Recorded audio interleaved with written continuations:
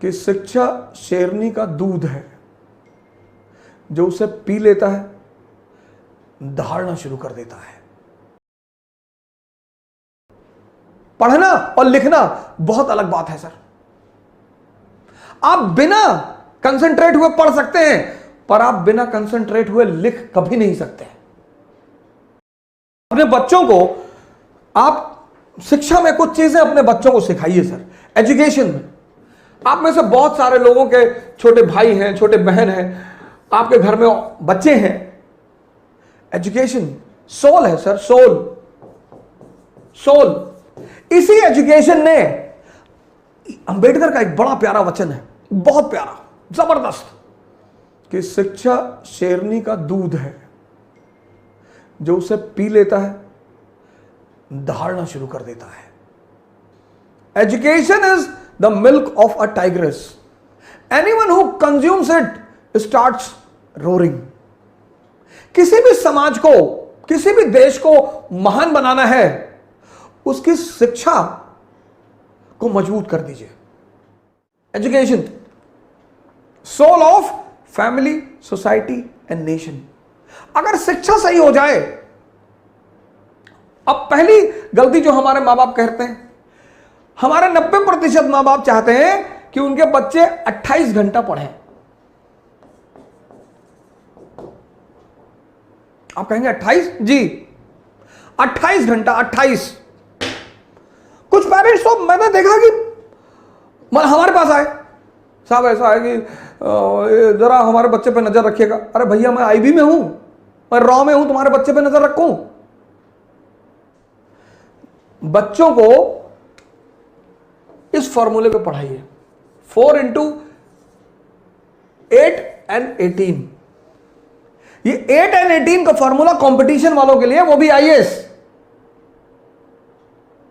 बच्चे class 8th तक, 8th बच्चे क्लास 8th तक 3 into 3 इस पैरामीटर पे पढ़ें। 3 घंटे पढ़ें, जिसमें होमवर्क भी शामिल है, और 3 घंटे उनको सोचने पर मजबूर करिए। उनको कनेक्टिविटी का सिद्धांत बताइए। जैसे उन्होंने कोई टॉपिक तैयार किया, डाइजेस्टिव सिस्टम, तो अपने बच्चे को बोलिए कि यार ऐसा करो, तैयार हो गया ना, एक प्लेन शीट ले लो बेटा, लिखो पूरी कहानी को।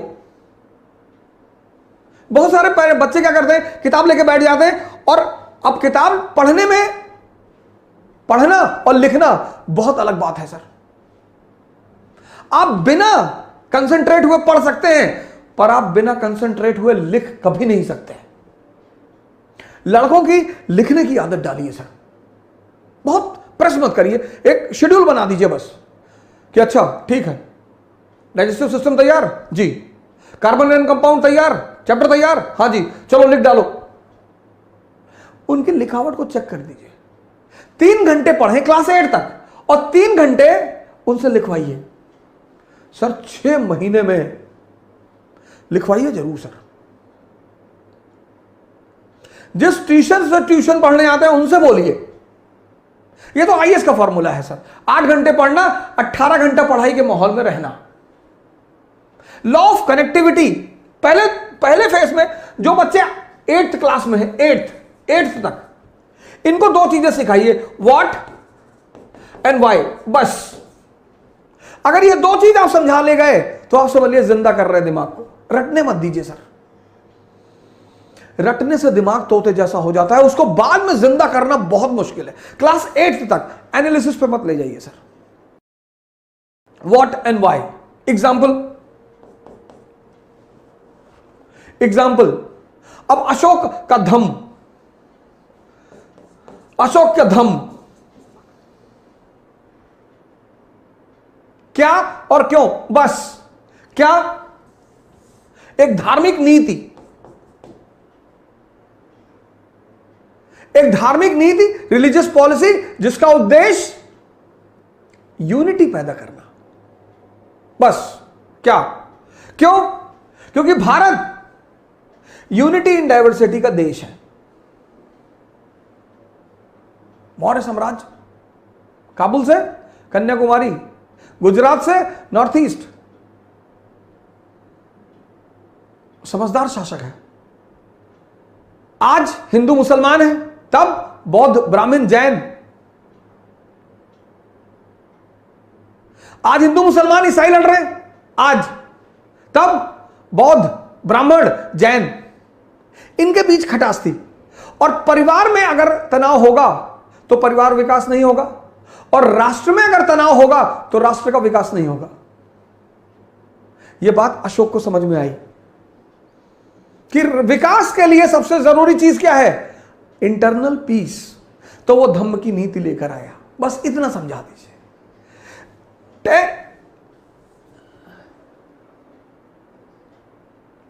10th 11th 12th। अब यहां पर आप थोड़ा सा एनालिसिस का पुट भी दे सकते हैं। ये जो मैंने एक प्रोग्राम चलाया जिसका मैंने नाम रखा था सी क्यूब, इसको स्कूल टाइम में बच्चों को जरूर सिखाना चाहिए।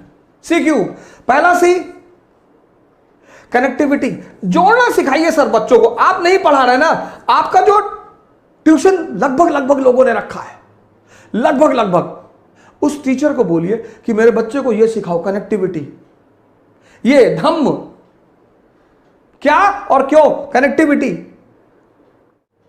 मैंने आपसे पिछले सीरीजों में कहा है, समझदारी का विकास करना है, और यह समझदारी का विकास का जो अवसर है वो स्कूल है। कनेक्ट करना सिखाइए, कनेक्ट, रटना मत सिखाइए कि अगर यह धम्म की नीति अशोक ला रहा है, क्लास 8th का चैप्टर है अशोक और उसका धम्म, तो वाई बता दीजिए लड़के को कि साहब ये वाई, धम्म क्यों, ये 2 वर्ड अपने बच्चों को सिखाना शुरू कर दीजिए सर। मैं बता रहा हूं कि जब वो 12th क्लास में बाहर निकलेंगे ना सर, परसेंटेज भले ही कम हो उनका, लेकिन कुछ महान काम करेंगे सर।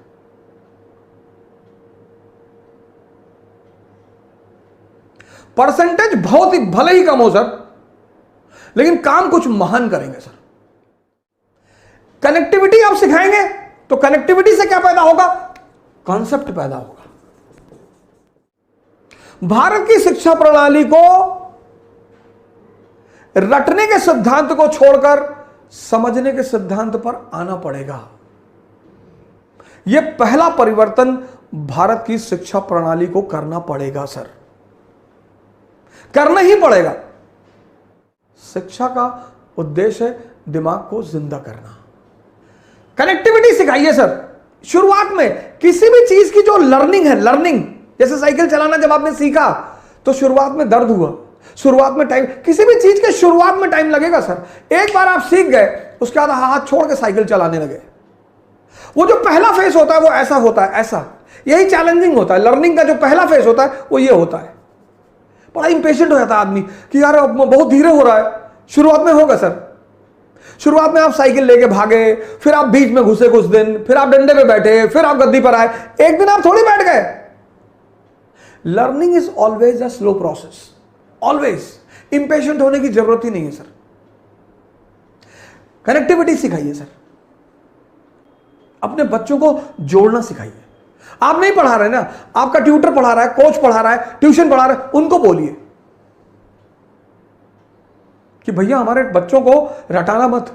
ये शिक्षा का आधार होना चाहिए। कनेक्टिविटी, कनेक्ट हो गया, कॉन्सेप्ट बन गया, और जब ये कॉन्सेप्ट बन गया कंसोलिडेट हो जाएगा, जिंदगी भर के लिए याद हो जाएगा, जिंदगी भर के लिए। कनेक्ट करिए, कॉन्सेप्ट बनाइए, कंसोलिडेट करिए, और क्लास 8 से शुरू करिए, 12 तक आते आते पूरा दिमाग, कोचिंग व्यवसाय ध्वस्त, कोचिंग व्यवसाय ध्वस्त। जय हिंद। कल फिर मिलेंगे। Thank you.